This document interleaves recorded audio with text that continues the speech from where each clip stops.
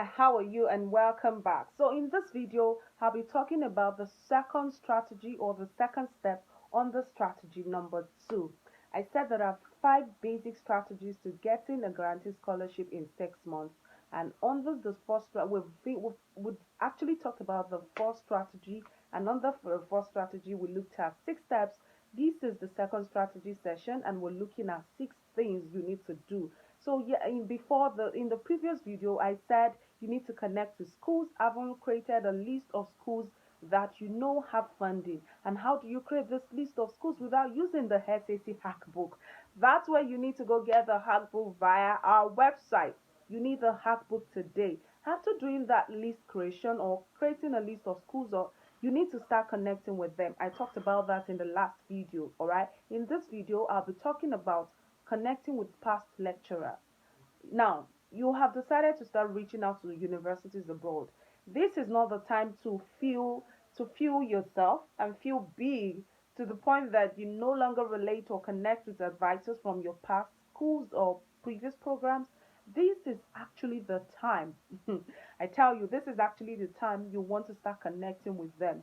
Connecting with them would solve a lot of problem for you, would save you the last minute, rush of trying to get them to write reference letters for you or recommendation letters as the case may be. You want to make sure that you're in touch with them on time. You're getting familiar with them. Now you don't want to be in a situation where they know that you're reaching out to them because you need help.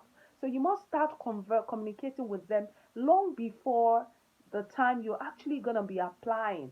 You want to make sure that you're in touch with them long before the application cycle gets closer. All right, so from the day you're getting across to schools abroad, that same day or that same period, you should be connecting back with schools, with your previous schools or your past lecturers, especially those lecturers that supervised you, that taught you, that you worked with when you were in school. Even if you did not work with them, this is the time to volunteer and to ask them to ask them if they need you to serve them one way or the other. And of course, this would definitely be done virtually. So wherever you may be in the part of the world, from the day you set out to start applying to schools and you've begun to create a list and connect with schools abroad which are on your list using the SAC hackbook, that same time is the time to connect with past lecturers or past advisors in the school that you finished from, because you will need them to write references for you, sample of you need them to write reference letters for you, and you don't want to bump into them when you are actually really in need.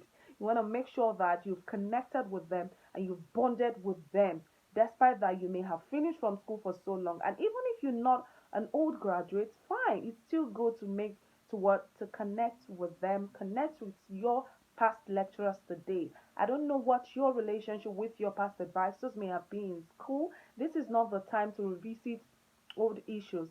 This is the time to let the past be and know that you don't want to burn the bridge that you are standing on, because that bridge is going to be a very, very major or a very important determinant of your application success, because a lot of schools, if not all, a lot of schools would look at your past advisor's reference letter or recommendation essay in your application packet, and that also helps you score points. It makes the school feel that you have actually done well in a place and they can accept you.